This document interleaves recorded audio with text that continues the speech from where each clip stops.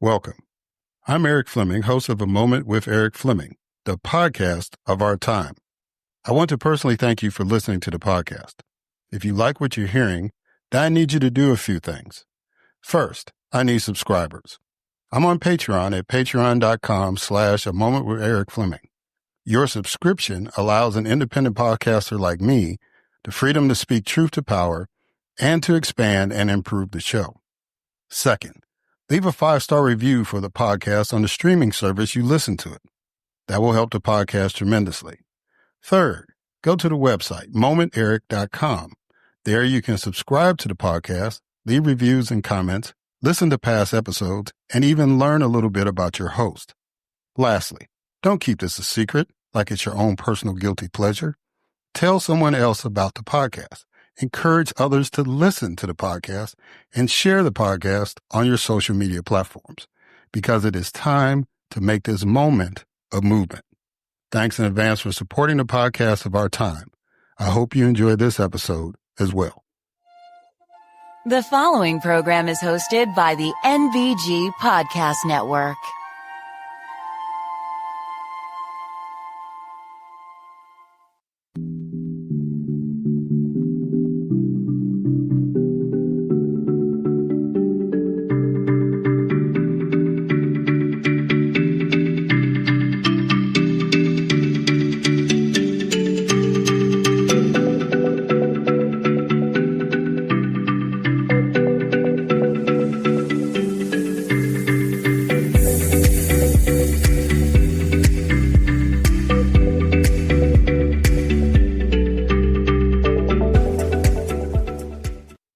Hello, and welcome to another Moment with Eric Fleming. I am your host, Eric Fleming.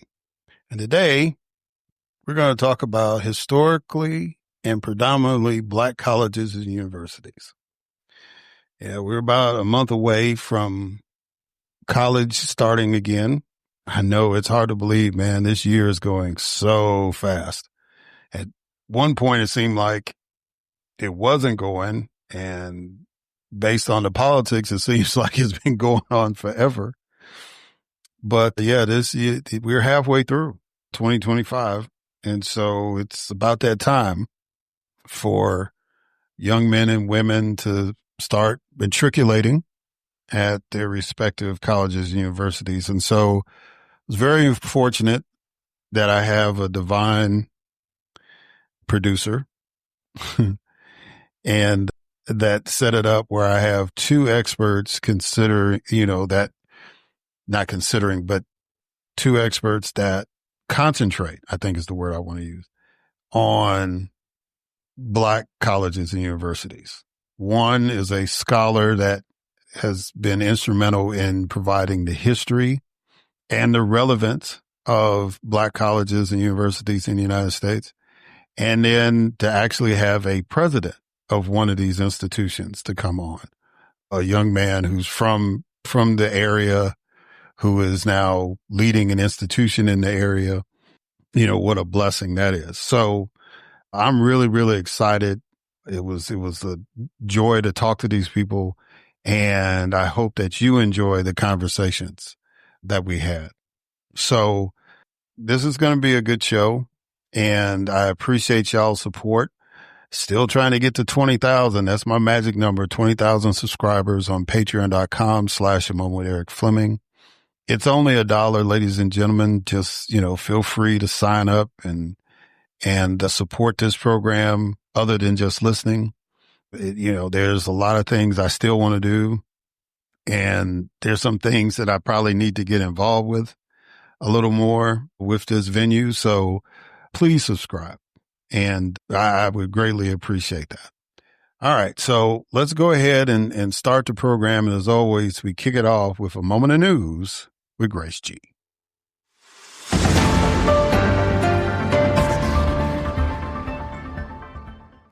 Thanks, Eric. President Trump signed his significant tax and spending cut package into law after it narrowly passed through Congress. Planned Parenthood has sued the Trump administration, alleging a domestic policy bill provision that prevents Medicaid reimbursements is unconstitutional.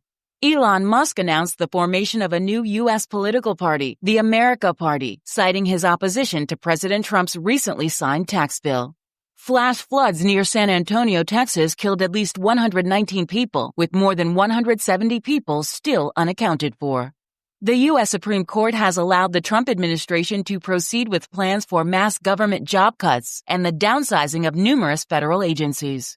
The Internal Revenue Service will allow houses of worship to endorse political candidates without jeopardizing their tax-exempt status.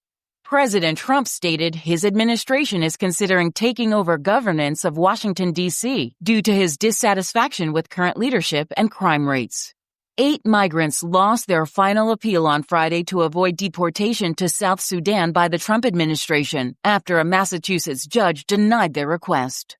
A federal appeals court on Thursday upheld an injunction blocking a Texas law that would allow state authorities to arrest and prosecute individuals suspected of allegedly crossing the U.S.-Mexico border. Pope Leo appointed French Archbishop Thibaut Verny as the new head of the Vatican's Commission on Clergy Sexual Abuse.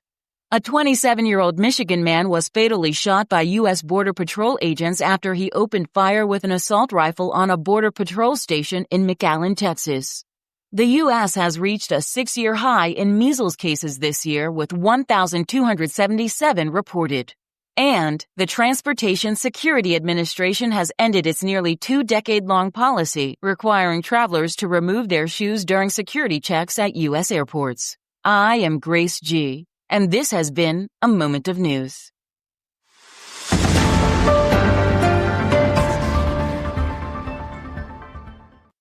All right. Thank you, Grace, for that moment of news. And now it is time for my guest, Dr. Marybeth Gasman. Dr. Marybeth Gasman is the Samuel DeWitt Proctor Endowed Chair in Education, a distinguished professor, and the Associate Dean for Research in the Graduate School of Education at Rutgers University. She also serves as the Executive Director of the Samuel DeWitt Proctor Institute for Leadership, Equity, and Justice, and the Executive Director of the Rutgers Center for Minority Serving Institutions.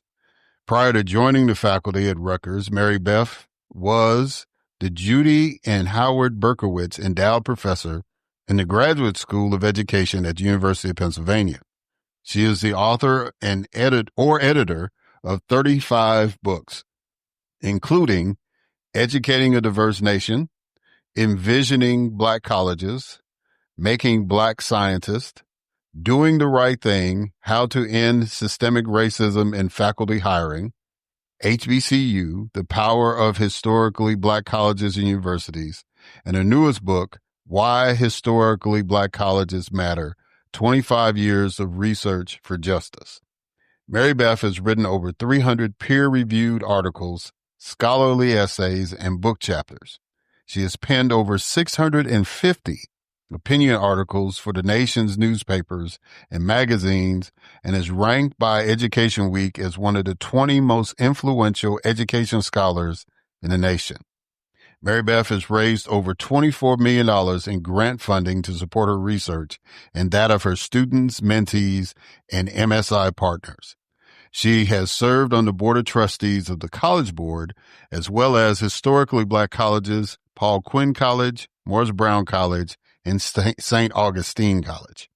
She considers her proudest accomplishment to be receiving the University of Pennsylvania's Provost Award for Distinguished PhD Teaching and Mentoring, serving as the dissertation chair for over 85 doctoral students since 2000.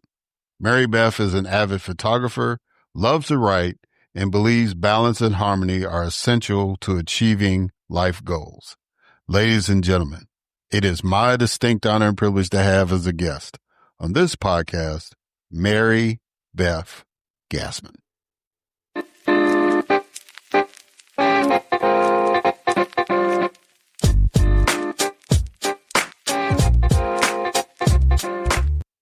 All right, Dr. Marybeth Gasman. How you doing, ma'am? You doing good?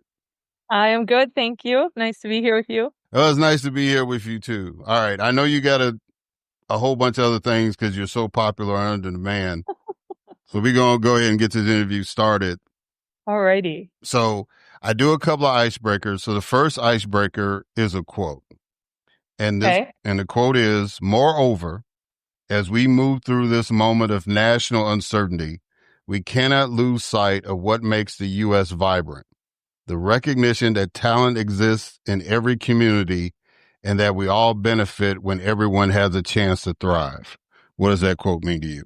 It means to me that we should be really proud of the fact that the country is so diverse and unique across the world in that regard, and that we should want everyone in our country to succeed and thrive as much as possible.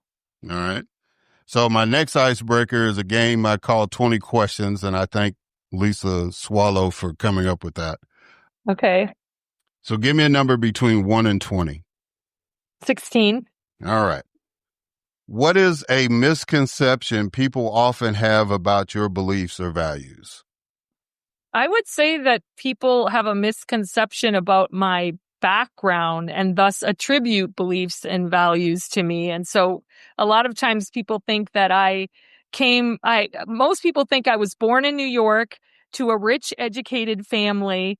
And I was not. I was born in the Upper Peninsula of Michigan to an uneducated, extremely poor family.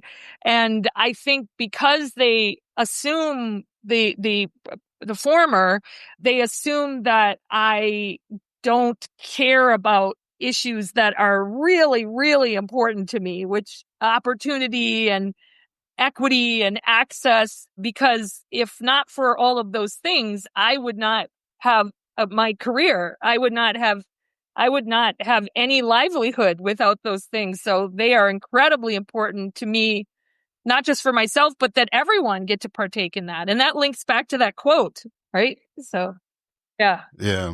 I think the biggest misconception people have of me that I was a trust fund kid, because I would show up at all these political fundraisers when I was first getting started, and people were wondering, who is this guy and where did he come from and all that stuff. They just thought I had money, and it was like, no, and more than likely I probably walked to the event instead of drove. Yeah. So yeah.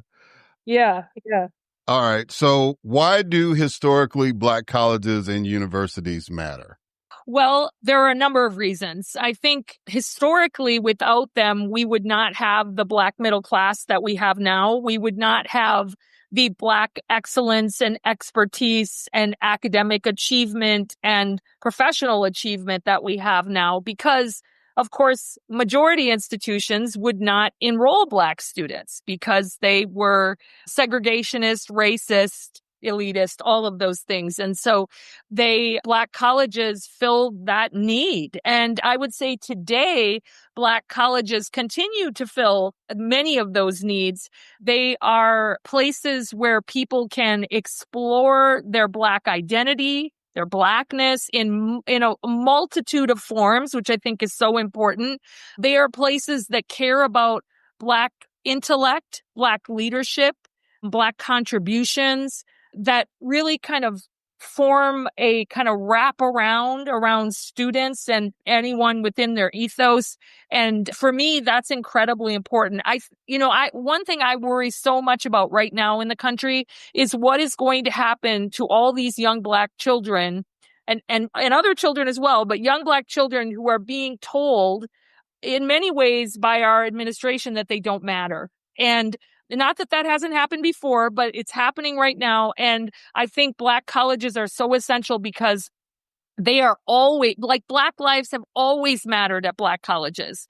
All Blackness in all of its forms has been lifted up at Black colleges. That's incredibly important. And if you're white and you're listening and you don't get that, you got to do more reading. You got to do more thinking. You got to jump outside of yourself and understand that you don't necessarily understand everything that's happening around you.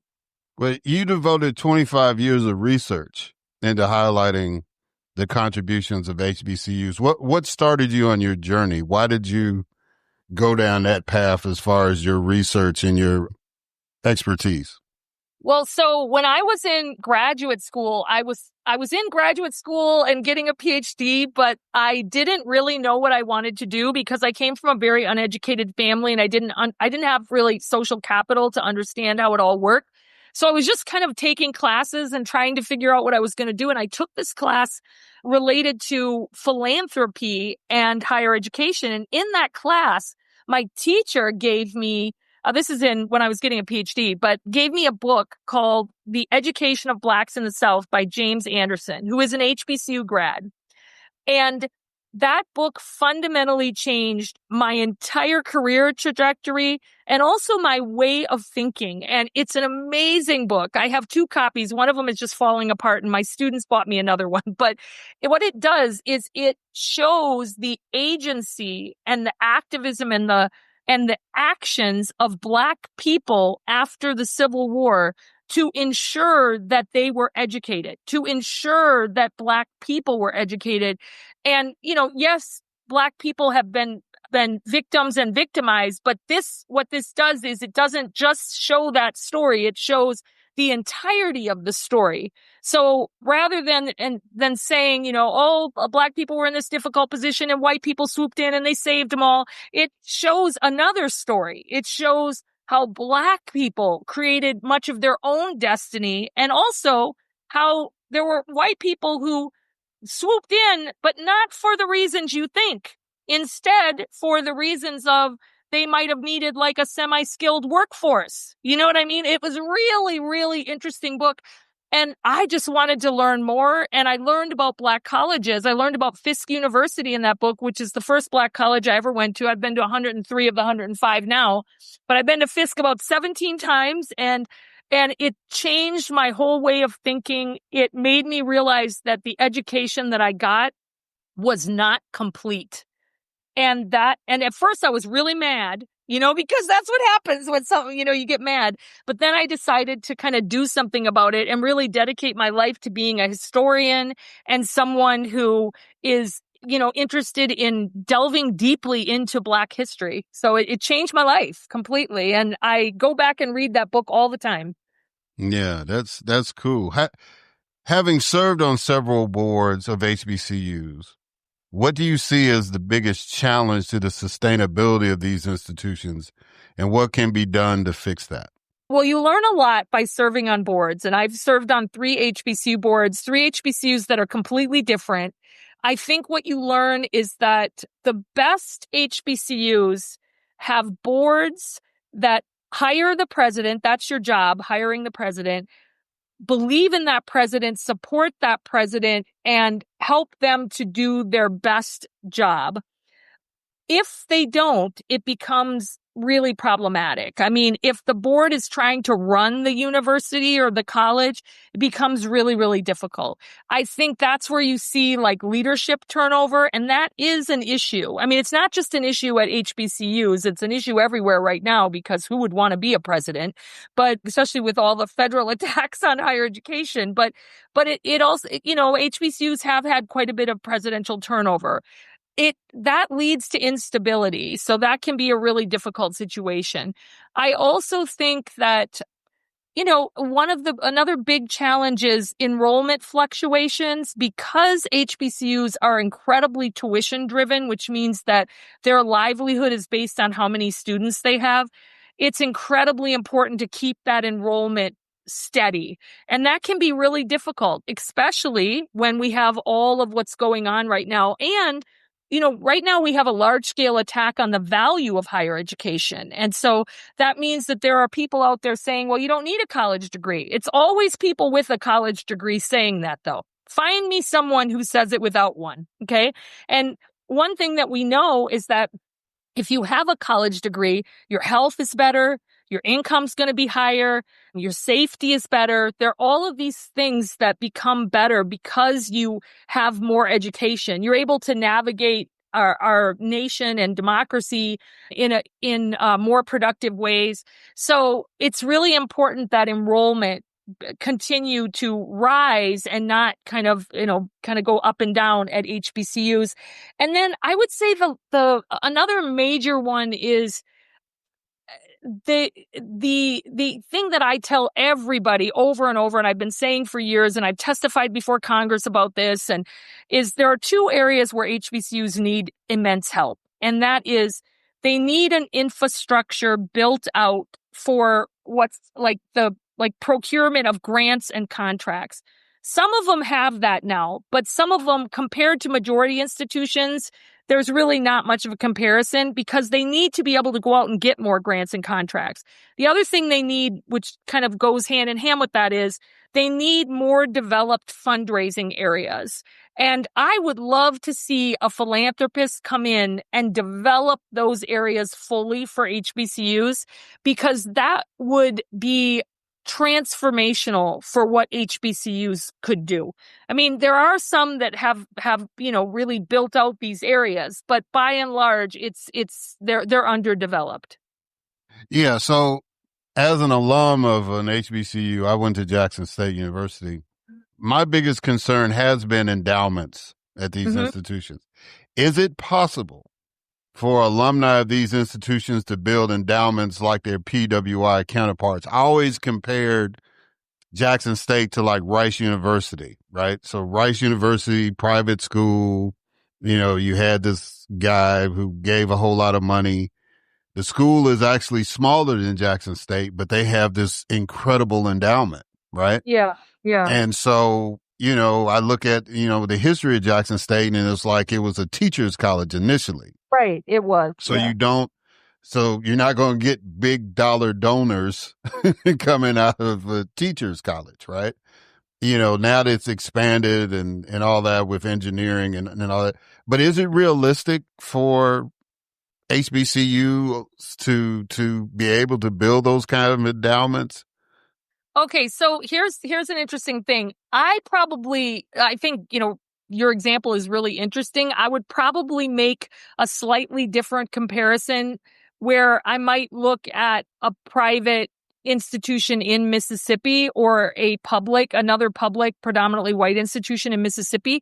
But let's just think about this for a minute. The reason why these institutions like a Rice or a Duke or an Emory, or, you can take institutions all over the country that are private and have large endowments. Their endowments, I want you to think about it, for listeners, in terms of your own money. Okay. So if you invest your money in, let's say, a brokerage account, it's going to grow, grow, grow. And the more money you have, the bigger it's going to get.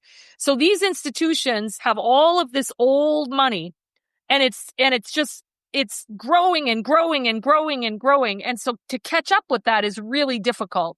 Now, could you have someone who makes it big and decides to make a really big donation to Jackson State? Yes, you could. And they could give that to the endowment, and then that would help the endowment to start growing and growing and growing. What would be even better is if they made that donation and then got 10 of their friends to join them in the donation. And then they got 10 of their friends to join. I mean, there definitely are issues around the fact that African Americans historically and today don't make as much money, don't have as many assets as white people. And so they're not going to be able to give as much, but you definitely need to see more giving. I mean, one thing I do know is that among public HBCUs, the alumni giving rates have gone up a little, but they're still, not that high. And so if you care about your institution, you got to give to the institution. And as you make it, you want to give back to the institution. And anybody that who could be giving to the institution, you want to be talking to them about the institution. So I'll just give you an example of something. So I love Fisk because it's the first HBCU I ever went to. It's got this amazing history, like just all these Harlem Renaissance luminaries who were there and just amazing, amazing people. And I mean, like James Weldon Johnson, right? Who wrote Lift Every Voice. I mean, or Aaron Douglas, or like there's County Cullen, or Georgia O'Keeffe gave her an art collection there. W.B. Du Bois went there. I mean, there's just so many people. So what I literally, anytime I can bring up Fisk and kind of get people to give to Fisk, I will bring it up. I literally, hey, do you know about Fisk? Hey, you're in Nashville. You've got a great job. Do you know about Fisk? I'm always telling people about Fisk because I would like more people to give to it. So that's what you got to do with your alma mater. And if you're in business and you meet people who have money and they're looking for places to give, bring up your alma mater. That's an important thing to do. But we can't get away from the fact that African Americans have fewer assets, make less money. We live in it's inequitable, right? Our country is inequitable in terms of this. No matter what people are trying to tell you, it's inequitable. So that makes it harder. What I always tell people, money begets money, right? The more money you have, the more money you're going to get. And the more money you have, the more often people are going to give you things. It's just that they want to be attached to things that are rich and successful. So, try to give as much as you can to your alma mater, and more people will give if they see you giving. And then you got to tell everybody you're giving too. Don't hide it. Like, say that you're giving. That's incredibly important. Yeah. So it's funny that you mentioned about comparing it to other schools. What triggered me on this journey looking at endowments was the fact that when I served in the state legislature, Jackson State, Mississippi has 8 state-supported universities. And so, I looked at Jackson State and I'm saying 70% of their money comes from the state, right? As far as we appropriate money, whereas the University of Mississippi, or folks call it Ole Miss, they were only getting 30% of their money from the state. And so I was like, well, why is that? And that's when I started diving into the endowment thing. So, right. Yeah, so that's why, I was, that's always been, ever since then, that's always been an issue. And I've tried to do my part and got others as well. You already stated that HBCUs are the most important factor in the creation of the Black middle class in America. Mm-hmm. Given the polarization that is happening in America, do you believe that a Black person's best option to succeed is to attend an HBCU? I think that the best option for Black people and any students is to go to a college where they feel affirmed and empowered and seen. And so, for example, if that is an HBCU, then yes, absolutely go there. But if what you're interested in is at another institution and you are treated well, then I think it's perfectly fine to go there. I mean, I'll be really frank about this. Like, so I have a daughter, right? And my daughter went to a women's college, and it was one of the best things that could have ever happened to her. I mean, she is confident and she knows how to advocate for herself. If I were an African American woman and I had a daughter, I would absolutely want her to go to Spelman. I mean, there is no doubt in my mind that I would want her to go to Spelman. I would. And part of that is because I have never met a Spelman woman who I wasn't impressed with, ever. I've met so many women who've gone to Spelman who they're confident. They can advocate for themselves. They know what they want out of life. And I think that's incredibly important. So and I also, see that in a lot of graduates from other HBCUs as well. But I do think that the key is that African Americans should have the choice to go wherever they want to go. And Black colleges are one of those choices. Now, I will say that hopefully we don't see a lot of these majority institutions acquiescing to the demands of the Trump administration, because I think then they will become places that are really not welcoming to African American students. And HBCUs they don't have the room to educate every African American student. There are too many, right? So it's important that African Americans have choices, but I do think that they offer a safer space with regard to racial issues than most institutions right now. Yeah. So since you kind of mentioned our current president, what is your biggest concern in this political climate concerning HBCUs?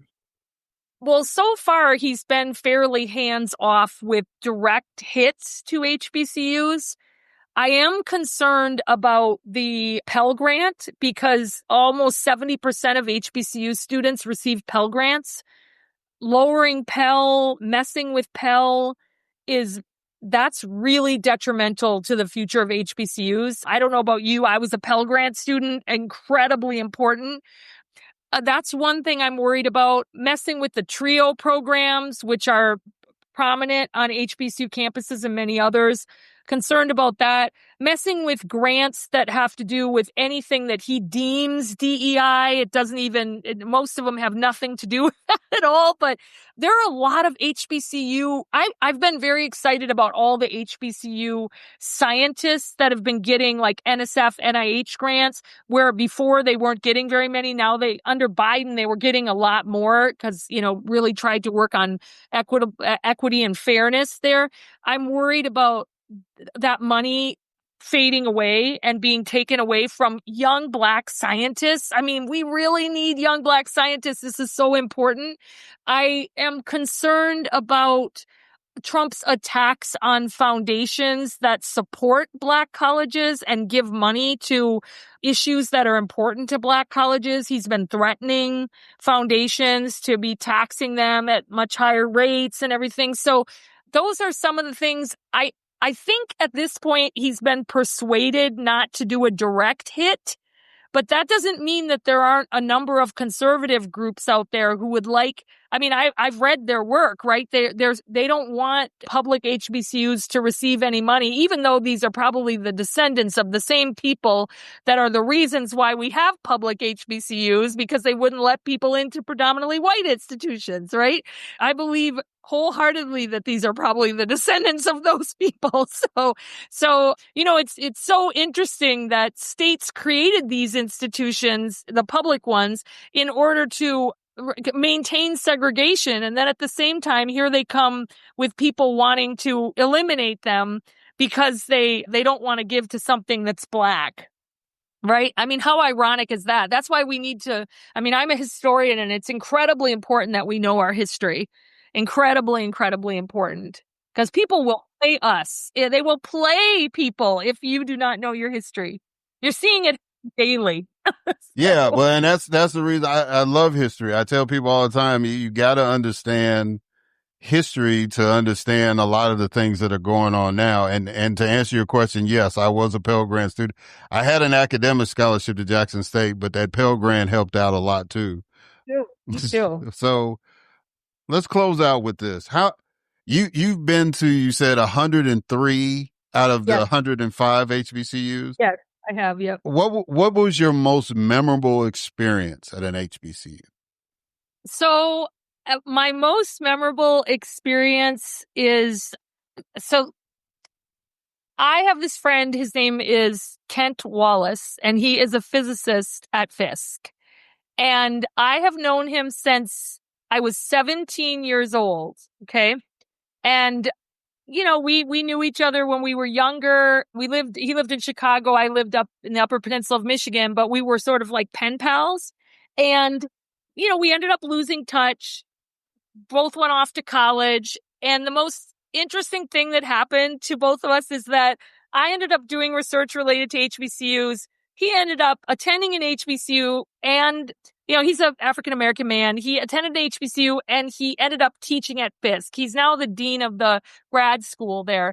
And we ended up, he runs this thing called the Fisk Rocket Program, which is an amazing, amazing program at Fisk. And I wrote this piece for the Chronicle of Higher Ed about the Fisk Rocket Program, not realizing that he ran it. And after I wrote it and wrote this very uplifting piece about what they were doing, he sent me an email that said, "Are you Mary, who I knew when I was like 17?" And I was like, "I don't know." And because he had he used a different name at that point, his first name. And he said, "It's Kent." And I was just like, "Oh my God, you are my pen pal from when I was young."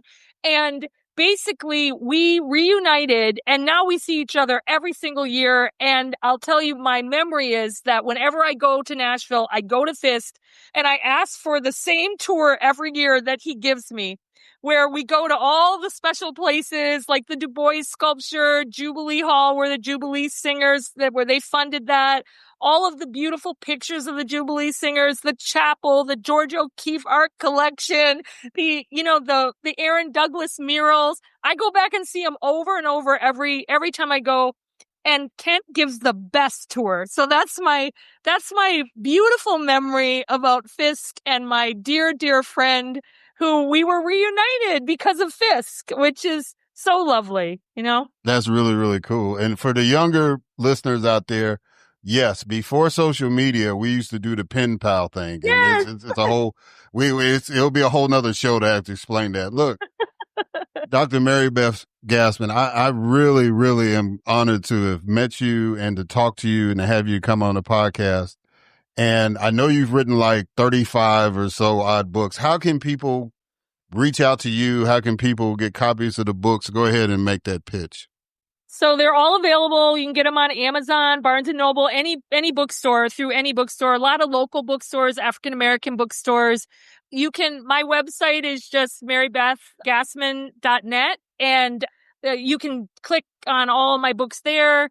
Please add me if you're on Instagram. It's just at Marybeth Gasman, or on LinkedIn if you like that. Feel free to add me, and I post about all my books and all the stuff I'm doing. And I like to post about a lot of other people too, especially a lot of African-American scholars and leaders. So that's how you can get a hold of me. Thank you, Eric. All right. Well, thank you, Dr. Gasman. I greatly appreciate you coming on. Oh, my pleasure. My pleasure. Thank you. All right, guys. And we'll catch y'all on the other side.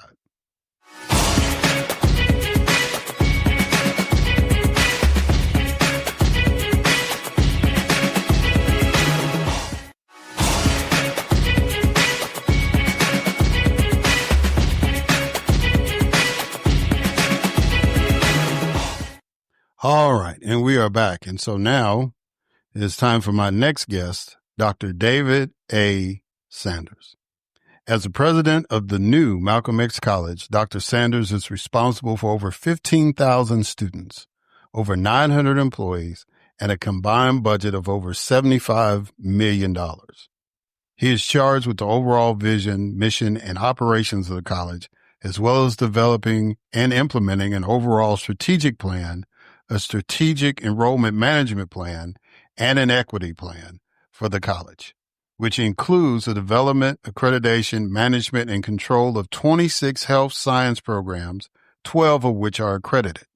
Since his appointment in 2015, President Sanders has successfully led Malcolm X College to approve site and 10-year reaccreditation visit by the Higher Learning Commission, and led Malcolm X to be named one of the 2019 and 2021 to 2024 most promising places to work in community college by the NISOD and Diverse Issues in Higher Education magazine.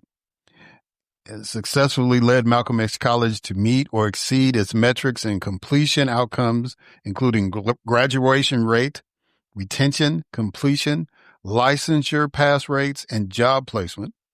Successfully led Malcolm X College to its highest enrollment in over 20 years, surpassing the 11,100 mark in credit enrollment. The growth in enrollment was led by African-American males, with enrollment gains in every demographic. Malcolm X College was one of only 3 colleges in Illinois to have enrollment gains during the 2020 coronavirus pandemic. Successfully led Malcolm X College to develop a study abroad program that has transformationally impacted students and energized the student body. Successfully led Malcolm X College to be named the best community college in the city of Chicago by Intelligent.com in 2023. Successfully managed the CCC School of Nursing to become one of the best associate degree nursing programs in the state by volume and average pass rates of over 90% over the past 7 years. Successfully led Malcolm X College to generate over $22 million in new grants for fiscal year 21-22, for a total grants portfolio exceeding $31 million, and successfully managed the consolidation of 6 healthcare programs into the new Malcolm X College, including approvals from the varied accrediting and regulatory bodies. Dr. Sanders holds a bachelor's degree in finance from DePaul University in Chicago and a master's in educational leadership from Concordia University, and is a doctoral candidate in higher education leadership from Concordia University, Chicago. A dedicated and committed Christian man, Dr. Sanders serves his national, state, and local church in a variety of leadership capacities and is known for his faith, humility, liberality, patience, strength, and dogmatic determination. Ladies and gentlemen, it is my honor and privilege, my distinct honor and privilege, to have as a guest on this podcast, Dr. David A. Sanders.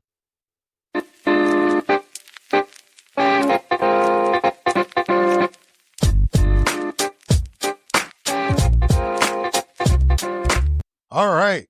Dr. David A. Sanders. How you doing, sir? You doing good? I'm doing great. How are you, Eric? I'm doing lovely, man. It's always good to talk to somebody in Chicago. I got to go by your campus when they had the Democratic Convention. We had to go by there and stuff. So it's changed a lot from when I left. I left in 1983, so it's a whole different campus structure, but it looks really, really good. Well, thank you. We worked very hard and very diligently to build a facility that the West Side, some say it's the best side, but that the West Side would be proud of, and they'd want to come to school here.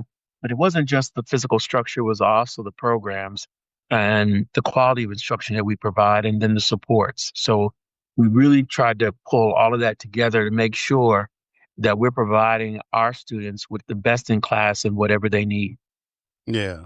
Yeah. Now, I grew up on the south side of Chicago, so, I might have to disagree with that west side thing, but, it's all Chicago love. It's all good. That's right. All right. So normally how I start the interviews off, I do icebreakers. So the first icebreaker is a quote.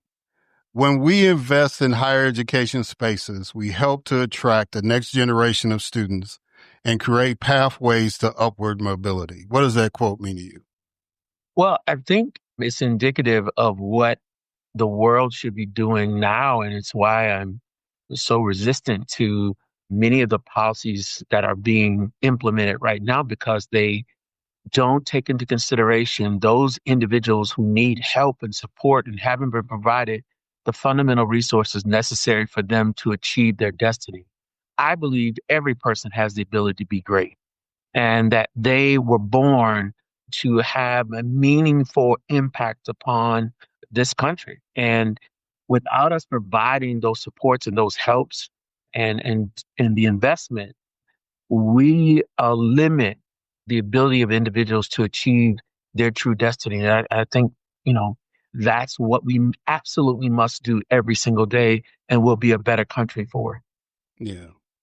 All right. So the next icebreaker is what I call 20 questions. So give me a number between 1 and 20. 7. All right. What do you consider the best way to stay informed about politics, current events, health, etc.? Well, what I've learned over the course of my years is that you can't believe everything you hear. So you have to investigate. You have to really figure out where you can get quantifiable, qualitative information that's going to allow you to make your best judgment.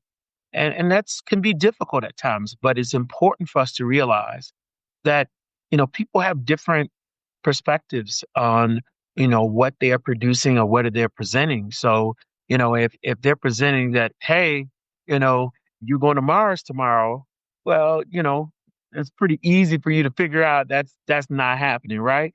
But if they present to you that the world is great, well, that's your perspective. So you got to take all of those things into consideration and really get down to the core essence of truth to determine, what is good information and what is bad information, and then do your own investigations to come up, with the reality of where we're at as relative to truth. I think the final thing of that is always be open, because you may believe something today, but you get information tomorrow that helps you to realize that that really is the truth that you should know about. Yeah. So how does it feel to be considered one of the titans of Chicago? Well, I'm honored and privileged. I think it just means that I've been working, right? And that we've been trying our best to do everything possible to help our students to be successful. And the fact that, we are now going into be a Hall of Fame for Titan is just incredible to me. I didn't even know that the organization existed 3 years ago. And now, my name is being included, across the country.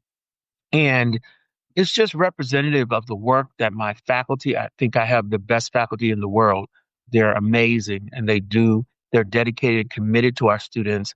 My staff, they work so diligently and so hard.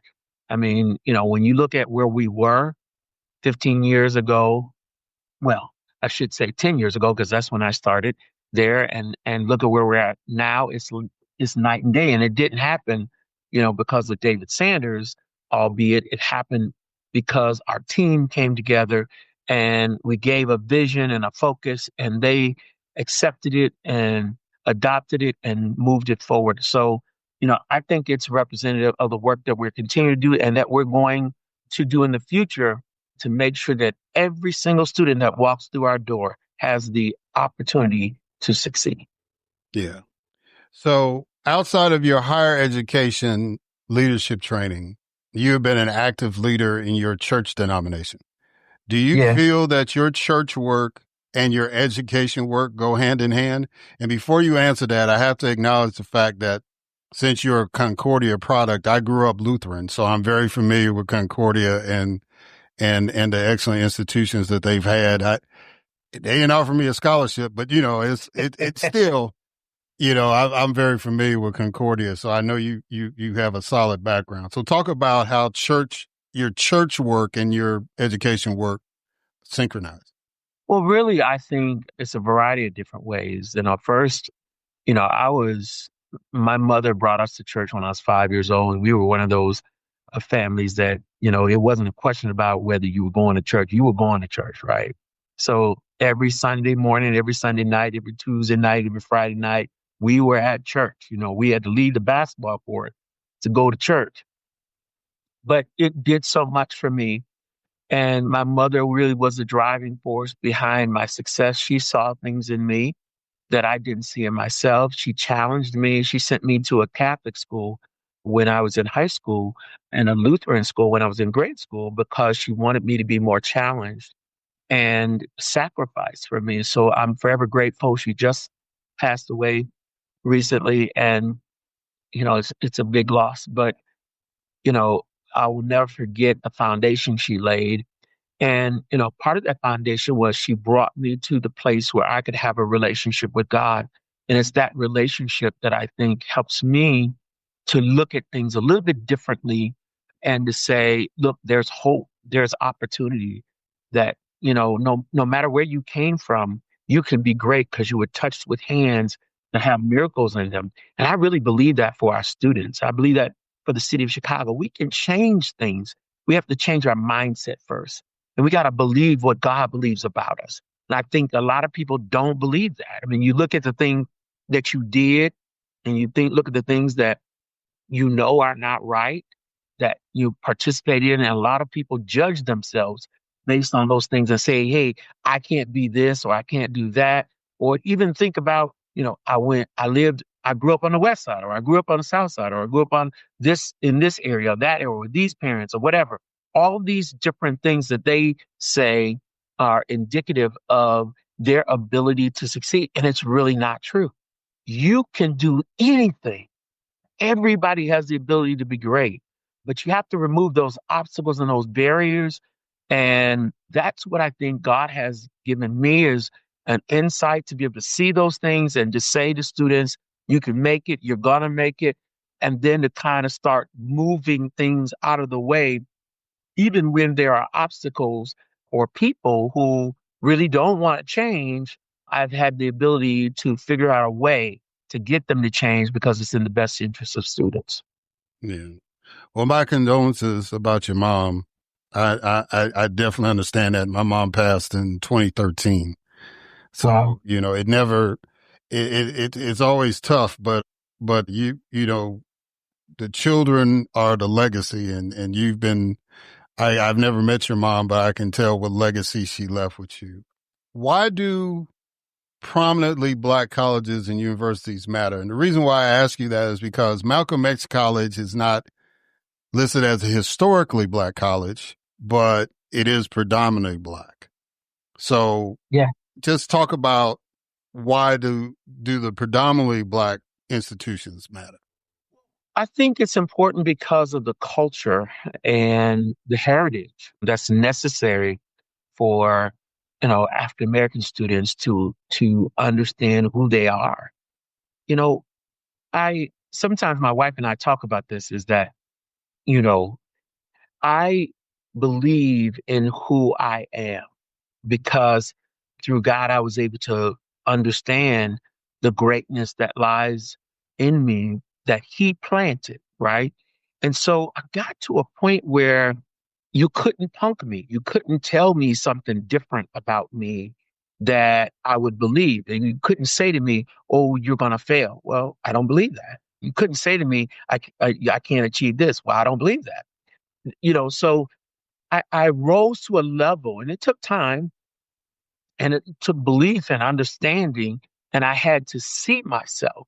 But I got to a point where I don't believe there's anything I can't do. If God brings it to me, I can do it.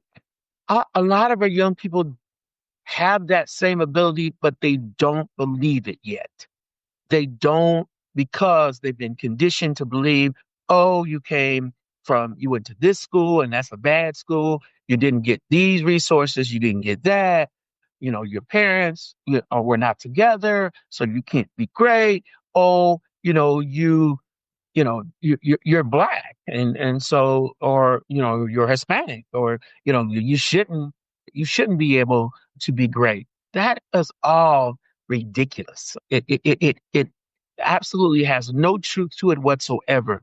Because of the hands that made us, that created us, we have the ability to do anything. So we focus on identity attainment. That's why we started our study abroad program, because we wanted to take students back to the homeland, to where they came from. Now, we didn't just, put them on a plane and to take them back. We gave them, we used 23andMe so that they could see their DNA, where they came from, and then we matched them up with the tribes in the regions that they came from so they could understand, why do I have rhythm? Am I musically inclined? Why can I dance? Why do I think the way I do? It is all purposeful and it had a reason. And so when we went back and the students, I wish I could read some of the letters that they gave to us. They said it's amazing. The impacts on their lives and how they see themselves now is totally different than what they did before, because now they know who they are. And I believe once you know who you are, greatness is next. Yeah, that's very innovative to make them have that connection like that. Cause a lot of students, when I was in college, it wasn't really accessible or attainable to do any kind of studying abroad. Not at the black schools primarily, but at the white schools you could. But to target it that way, I think that's very refreshing to know that y'all are doing that and being that detail oriented and making that happen.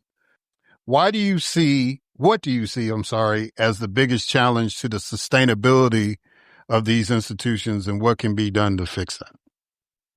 Funding is huge. HBCUs serve a tremendous purpose in this country and can be the foundation for success for so many students.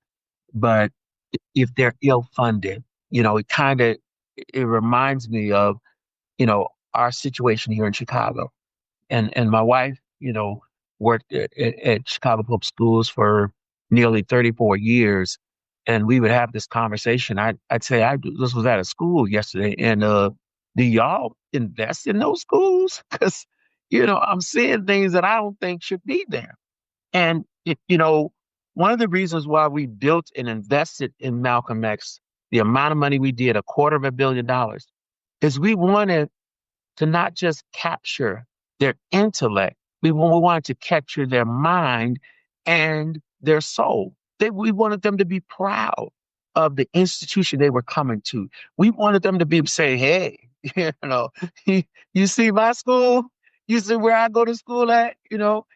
And it wasn't just the infrastructure, just like, nice floors and stuff.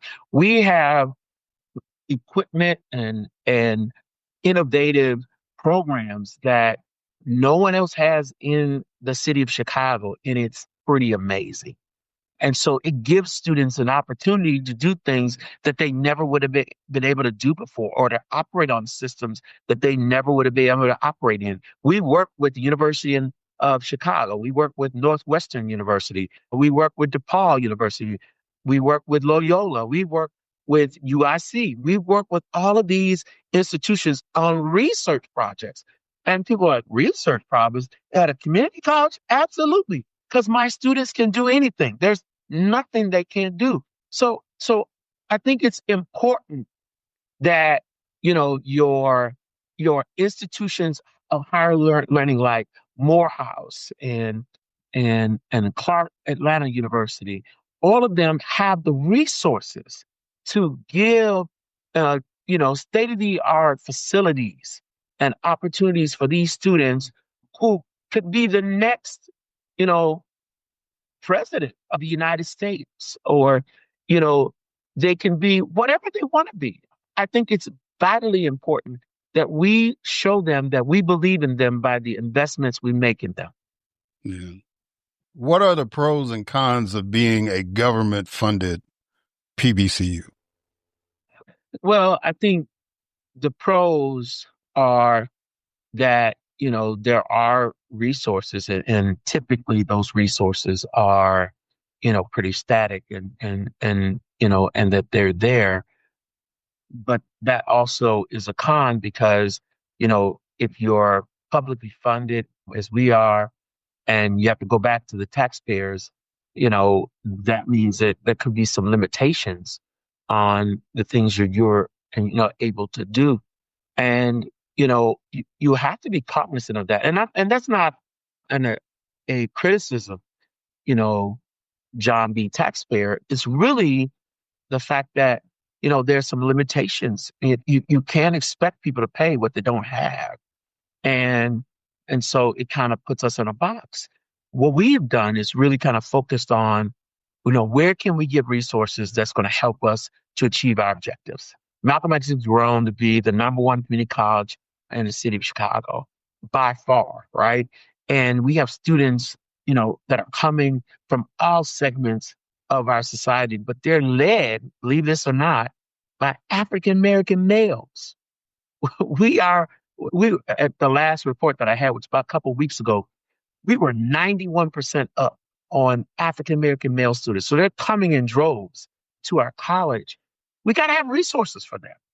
And so we focus on, grants, philanthropic dollars, and how can we get more dollars into our institution to provide the resources necessary for our students. Those include mental health services, student services, food, housing. We have tutoring services, all of the computers, all of that is necessary. And, once they get those things and we immerse them in, the practice and the knowledge base, it helps.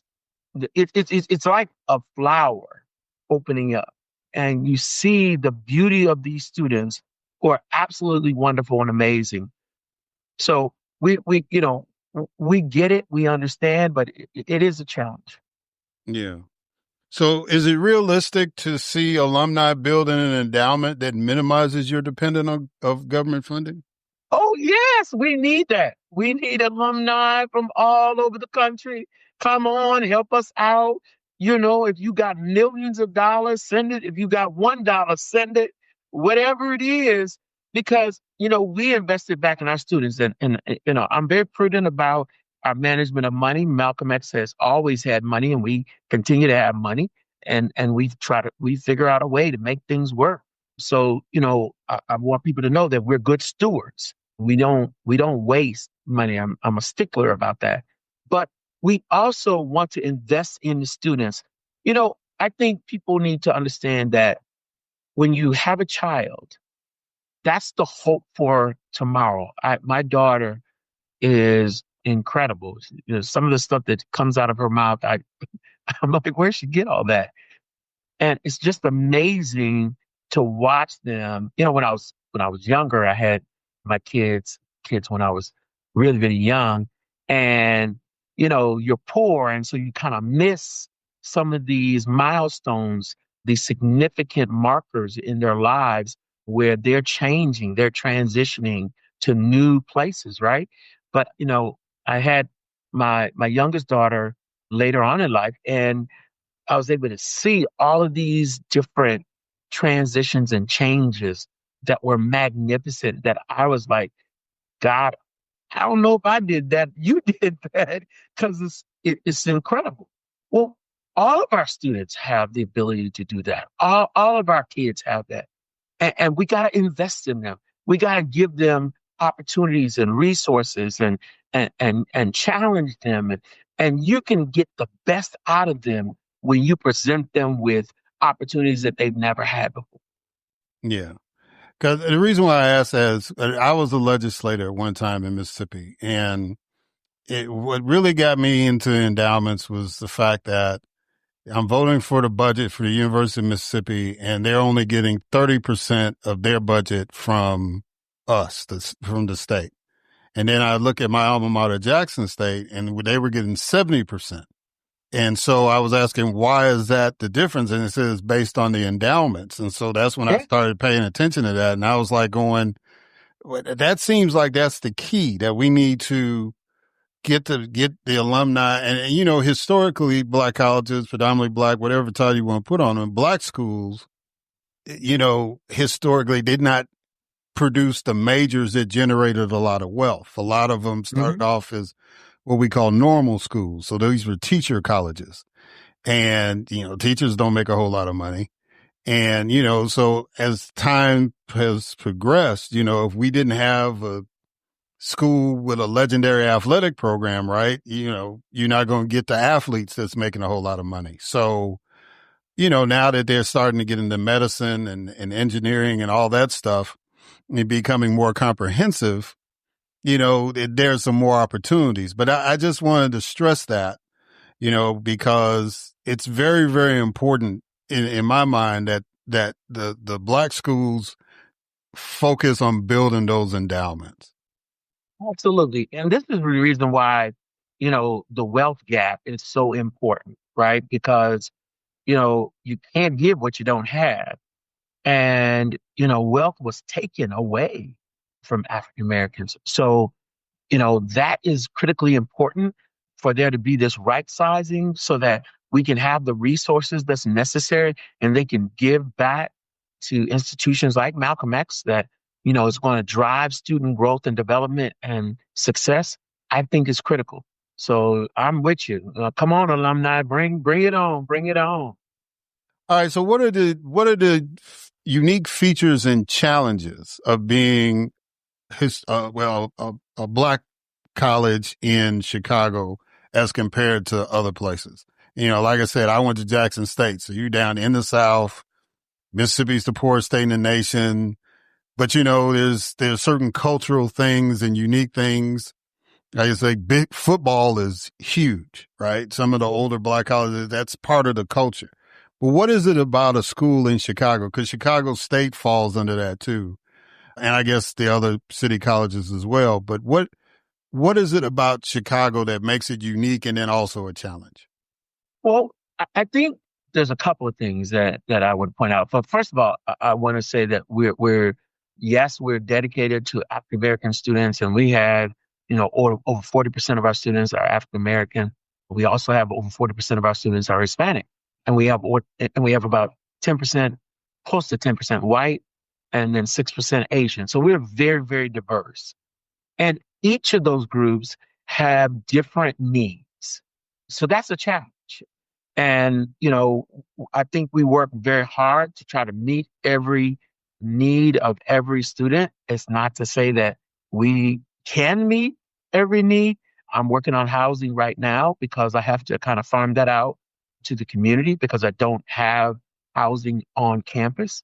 But it is something that we are focused on and that we're trying to provide for every student to ensure their success. So that's a challenge. It also is a challenge because, in the city of Chicago, there's a culture. And, again, there is resources that are divided, by the various segments of, our city, our wards. And, you got the rich or you got the haves and you got the have-nots.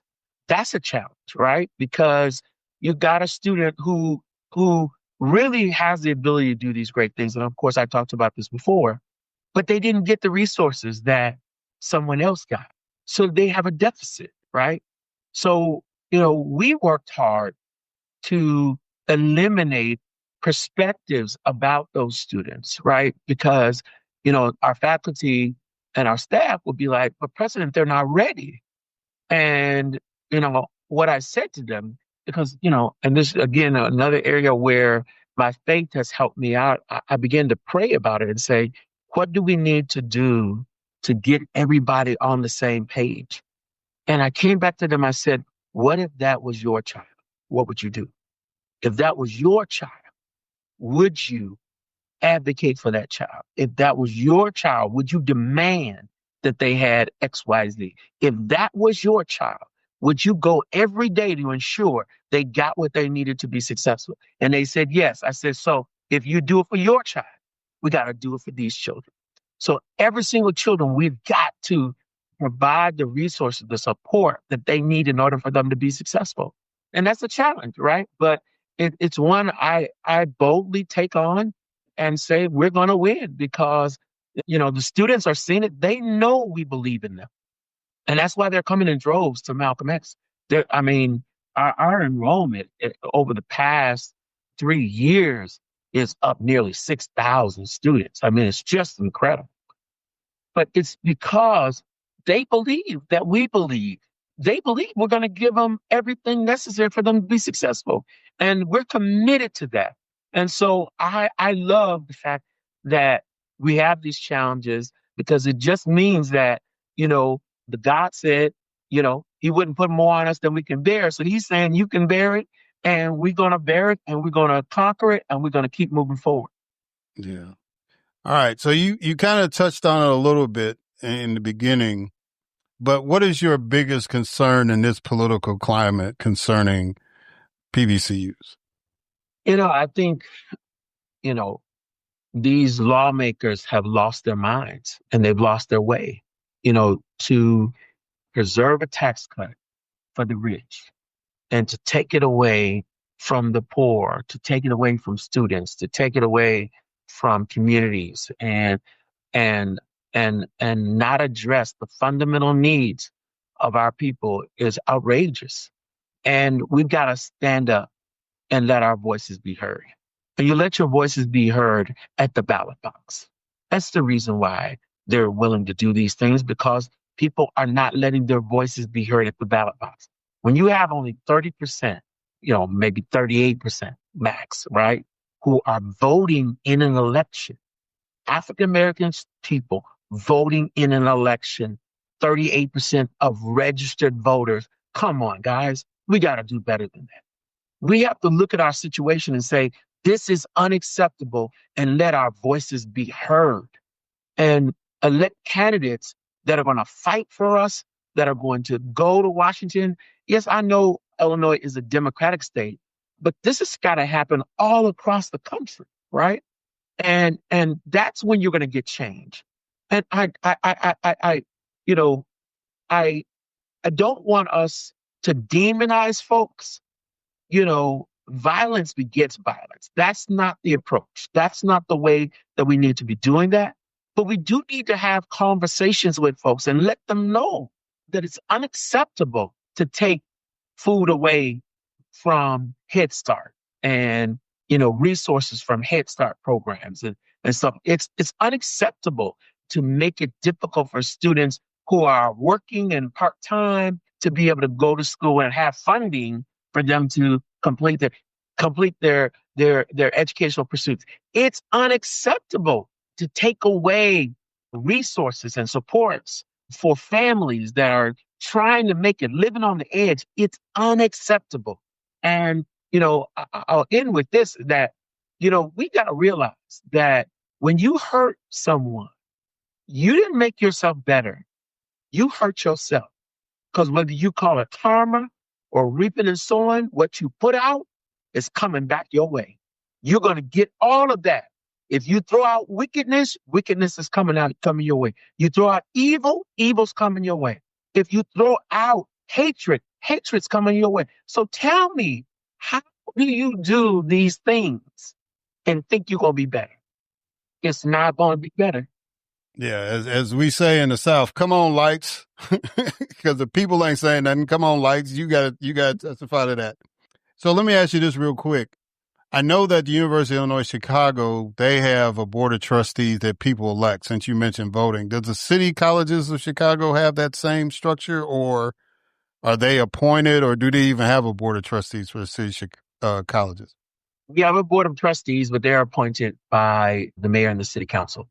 Okay. So the voting message goes to vote for the right mayor and city council so you can keep people like Dr. Sanders in these jobs. All right. So give me your elevator pitch on why a potential student should attend Malcolm X College. Well, because we're committed to you and we believe in you. We believe in your potential. We believe in your future. We believe in your destiny. We know you can be successful. We know you can do what no other person can believe in you to do. We know you can do those things, and you were destined to do it. You were designed to be great. God put his hands on you. He designed you to be great. So don't give up. Don't say what you can't do. Say you can. Come to us. We're going to cultivate you. We're going to motivate you. We're going to push you along. We're going to help you along the way. But at the end of the day, we want you to achieve the greatness that you were born to be. And we look forward to you coming and reaching your destiny. All right. So, Dr. Sanders, if people want to get in touch with you and learn more about the college, pick your brain some more, how can they do that? Well, reach out to me at dsanders67@ccc.edu, or you can call us at 312-850-7000, and they will direct you to wherever department you need to go to. And if for some reason somebody doesn't pick up that phone, you contact me, and I'm going to figure out why they didn't pick up the phone. And the number of my office is 312-850-7031. We are committed to everybody in the city of Chicago and beyond, and we want you to be successful. Well, Dr. David A. Sanders, thank you so much for taking the time out to be on the podcast. I commend you for the leadership that you're doing. I did not realize you had been there that long. I had heard about you about 5 years ago, and to be able to connect with you and to get you on, I'm really, really honored that you did that. So thank you for Oh, thank you, sir. I appreciate it. All right, guys. So we'll catch y'all on the other side.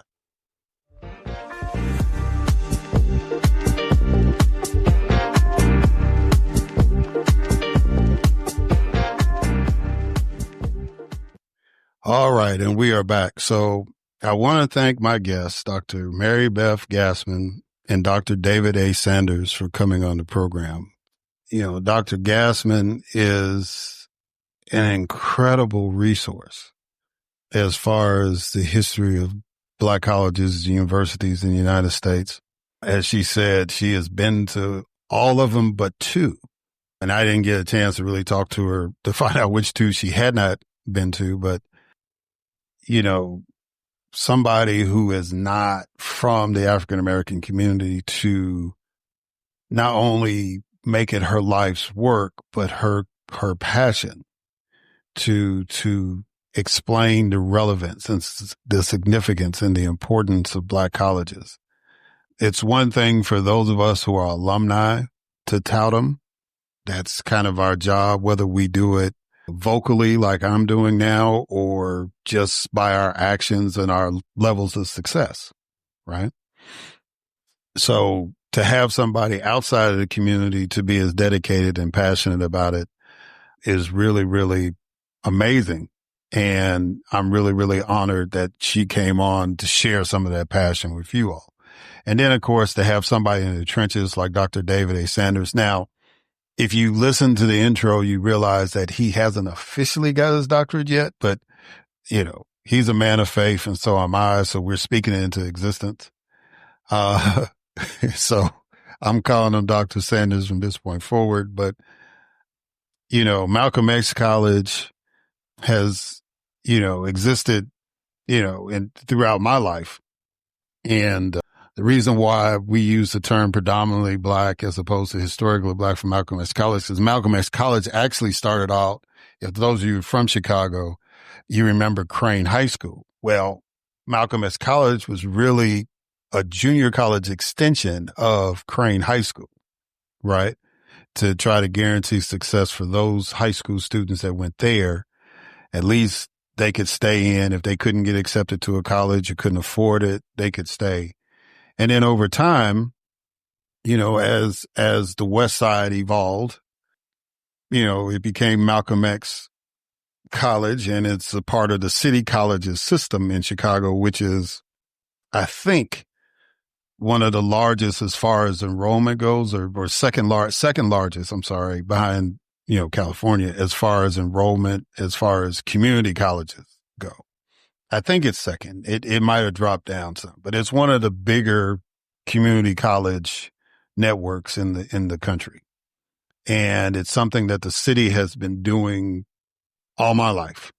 And so, you know, to actually get somebody who is a part of that system, but not only that, is somebody that's dedicated to uplifting young Black men and women to get a foundation at an institution of higher learning. Like I said, it's a community college, so it's only a 2-year degree, an associate's degree, but, you know, it opens the door. And as he stated in an interview, he's got connections with other 4-year institutions, and that gives those students a foot in the door, but it also gives them, the community colleges gives them skills where it's like, you know, they can go right out the door and get a job, right?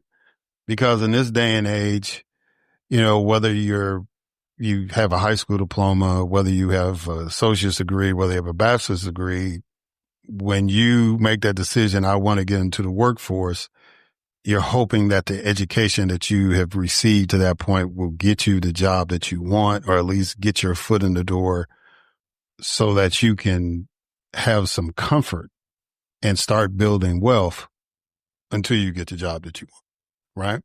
Because that's the key. In the Black community, it's about building wealth. And that's one of the challenges that these Black colleges and universities has, is that historically, these schools were designed for positions that don't generate a whole lot of wealth. And so there's a disparity between the historically Black colleges and universities endowments compared to the predominantly white or historically white institutions, right? I think Dr. Gasman used majority institutions. Either way, it's always been a challenge, but these schools have survived. My institution was a private school, Jackson State. It was a private school at one point. And then right around, I think it was around the Great Depression, or it may have been, you know, I think it weathered that storm. But right around the start of World War II, I believe, that's when Jackson State became a state institution. And that was a decision that had to be made. There was a president there, I think his name was Jacob Reddix, who made that call. And Jackson State has been part of the institutions of higher learning in the state of Mississippi ever since. And so, you know, there's a challenge with that, right? There's a challenge as far as making sure that the state provides money for the school to do what it needs to do. As Dr. Gasman mentioned and President Sanders reiterated, a lot of the income is tuition based, which, puts a heavy burden on those institutions to try to stay affordable, but yet maintain the quality of education needed so that the young men and women that show up there can get a foot in the door, right? Whether it's to work for somebody or to work for themselves. And so, it's just all part of this big picture. And, there was a number of things, when I talked about last week about the budget, right, that we were talking about for example, the tax on overtime pay. I need to make a correction on that. There is a gap. There is a cutoff of $150,000 for both of them, right? The tax on tips and the tax exemption on tips and tax exemption on overtime pay. $150,000 is the cutoff for both of them. I was right about the tips, which was $25,000 was the cutoff. But the cutoff for overtime pay is half of that. So $12,500. So if you make over $12,500 in overtime, then anything over that you have to pay taxes on. And then that does sunset on 2028. So, you got about 3 years of that, give or take, maybe 2.5, be honest. But yeah, so I wanted to get that out, a correction, but it ties in what I'm saying is that, a lot of folks are working jobs that have attended these historical and predominantly Black institutions that, while they're in school, right, they might work a job where they rely on tips or, they might need overtime or whatever. So, but those jobs don't pay the kind of money that would lead to folks building the endowments of the institutions they went to. So, the key is to build Black wealth, because building Black wealth has a domino effect, right? That in the Black community, the more wealth we gain, the more support our institutions of higher learning will have, the more support other organizations in the community will have, churches, what have you, everything, Black businesses, all that stuff. So, that's where we are. And that's our political journey at this point. That's where we're trying to get to.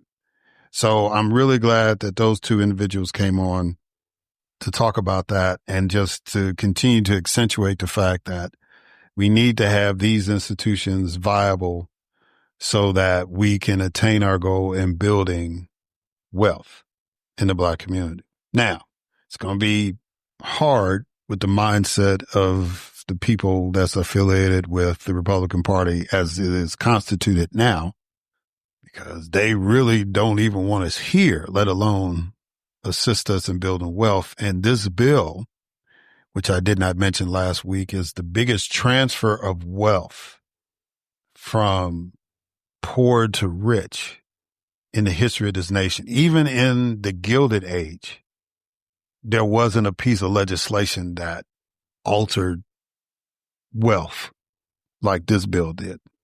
And, you're going to give the wealthiest people tax breaks and then cut services for people that are in need.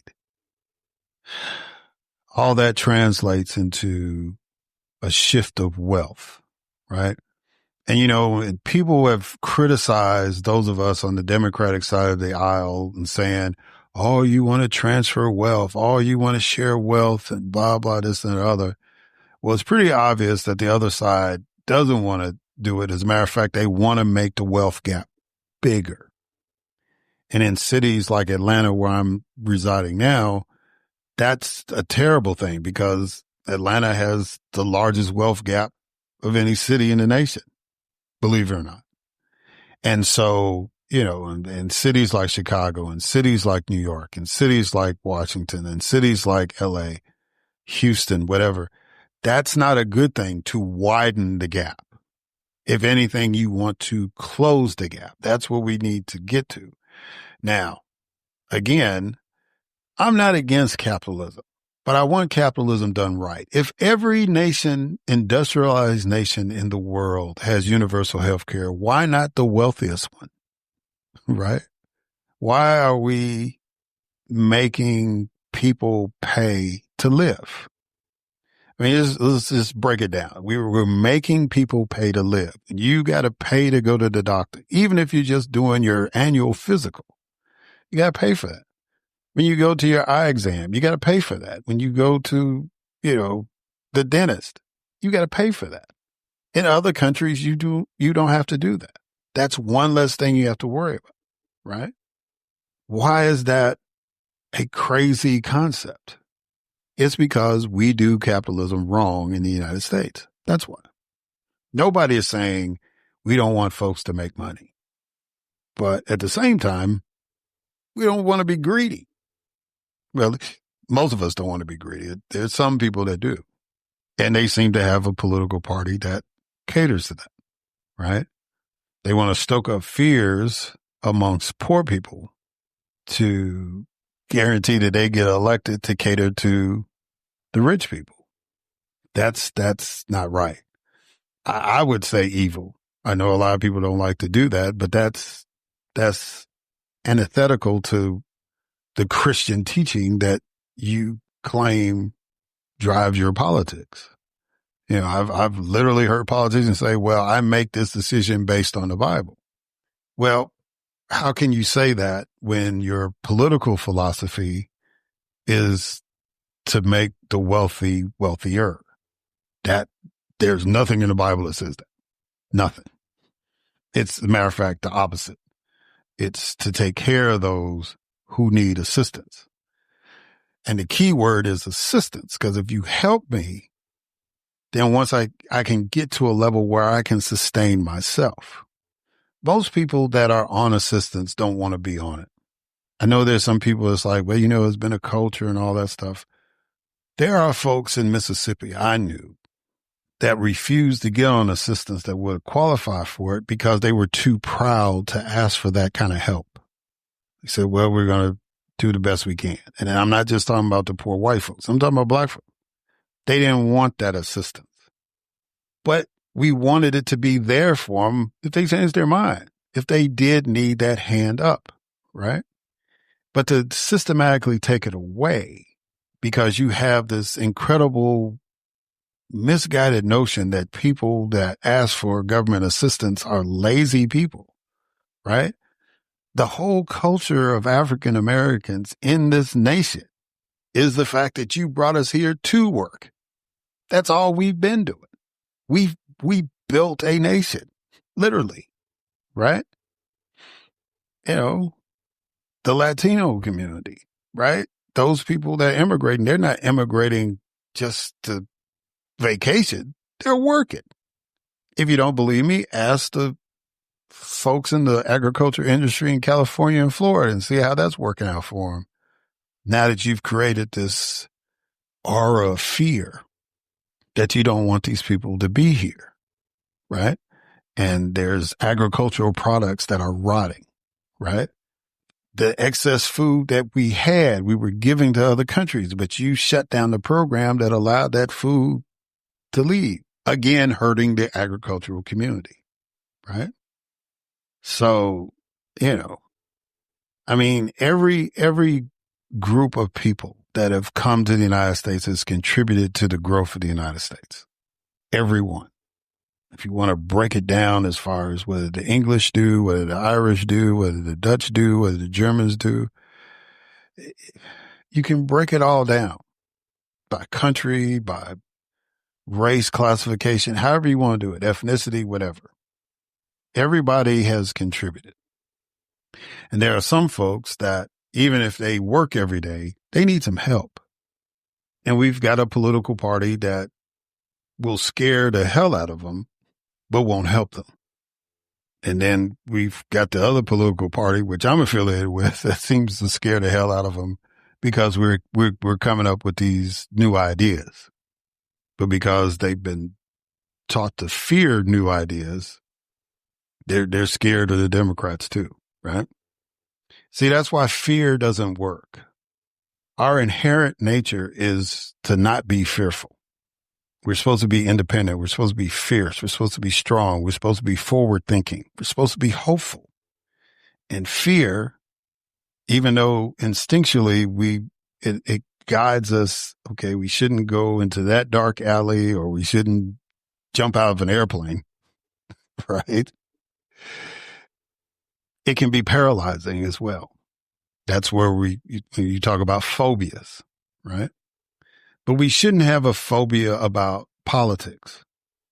We shouldn't have a phobia about new ideas to benefit people, right?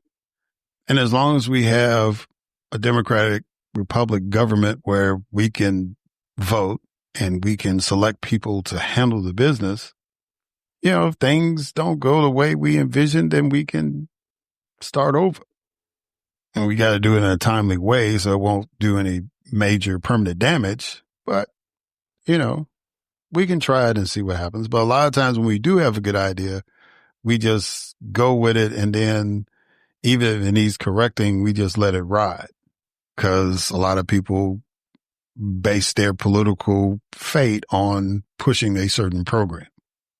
I say all that to say we need to be engaged and we need to pay attention and we need to be, if we are going to be monolithic in thought, then we should be monolithic in the fact that every American deserves a chance to live and live abundantly, right? And abundance doesn't mean everybody in America should be a billionaire, right?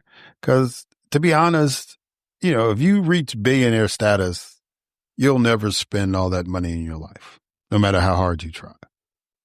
So,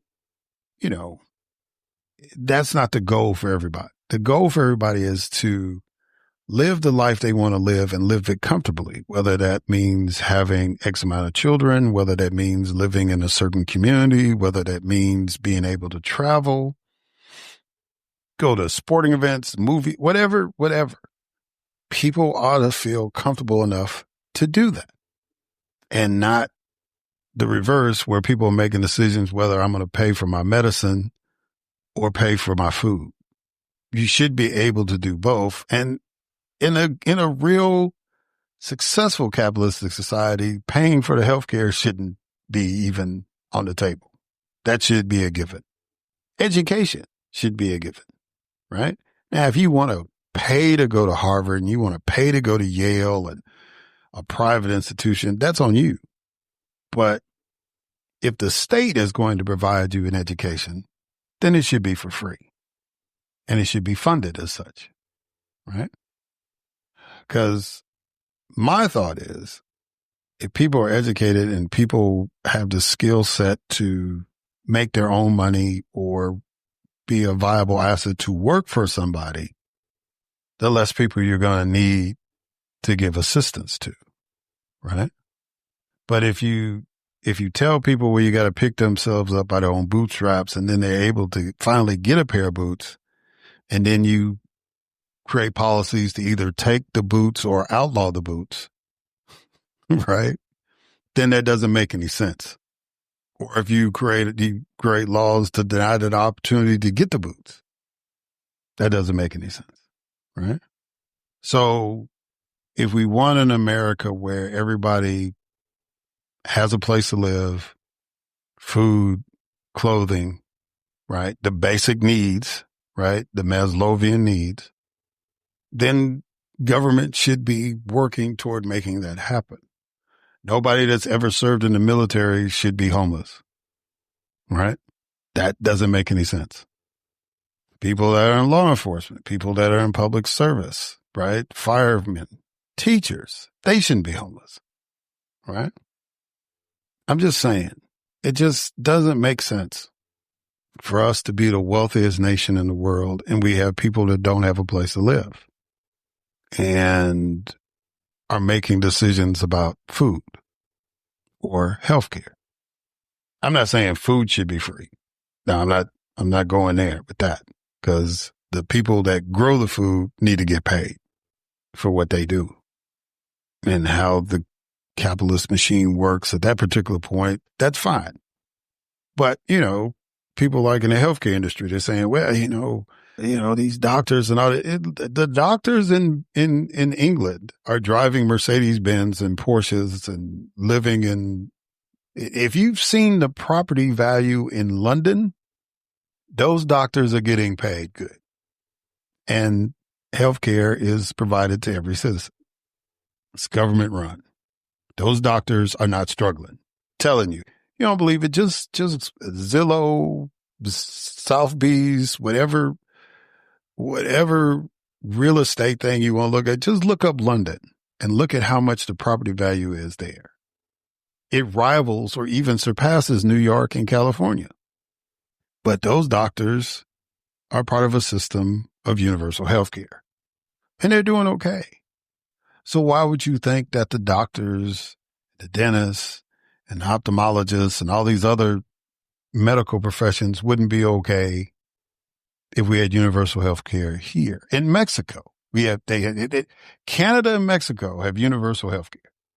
In Mexico, they have unions for the doctors and the nurses and all that, just like we have unions for the plumbers and the boilermakers and the teamsters, the truck drivers, right? They have unions for doctors and nurses in Mexico. All right. Their issue in Mexico is if they don't have the United States as a valid trade partner, as an honest broker, jobs are going to be scarce. If there's no agricultural aid to make sure that those farm workers have something to do in their home country, then they're going to leave, right? And a lot of them are not Mexican, even though initially they were. A lot of them come from other Latin American countries. They come through Mexico to get to the United States, but they're not from Mexico, right? And now that you've cut off U.S. aid, guess what? These people are going to try to figure out to get here. Now, you can try to scare them and round them up and get Proud Boys and bounty hunters and all these other stuff to act like ICE agents to deter them. But if the economic conditions don't improve, if we don't do our soft diplomacy and use our technical expertise to help those folks develop in their own countries, they're going to come here. Because we're the wealthiest nation on the planet, and we're accessible to them. If they were closer to Europe, they'd be all in Europe, but they're accessible to the United States. So why not come here, right? If we're not going to help them with our wealth, with our talent, with our expertise, if we're not going to help them build up their own country so they could stay and build wealth and build a nation that's self-sustaining, then, yeah, those people are going to go where the money is. And that's here. Now, it's probably not a whole lot of people trying to come because they're trying to weigh out how crazy this thing is going to be. And you're having a problem now where there's Americans wanting to leave themselves, because they don't see the opportunities that are supposed to be here, right? Because you want to pass policies and spew rhetoric and all that stuff to discourage people, to dishearten people, and then to terrorize people to be fearful of each other, right? The United States of America has always been a land of opportunity, and we have to do right by everybody. Even even more so, the first citizens of this nation, the natives, right? Everybody deserves an opportunity to live and live abundantly again. So we have to elect people that understand the value of the historically and predominantly Black colleges and universities, understand the value of the Native American community, understand the value of the Latino community, the Asian American Pacific Islander community, and yes, the white community. because this whole replacement theory, that's straight BS. Nobody is trying to replace anybody. All anybody wants to do is to be left alone, right? The ultimate goal of every American is to be left alone, to live the life they want to live, period. And if we don't elect people that understand that fundamental concept, then we're going to continue to have this internal conflict. We've got to get in that mindset. Leave Black folks alone. Leave Latino folks alone. Let them live their lives. Let them thrive. Let them thrive. Do right by them. And I promise you, this nation will hold up for another 250 years. I promise you that. All right, guys, I got to go. But again, please subscribe on patreon.com/Eric Fleming. Keep listening. Thank you for listening. And until next time.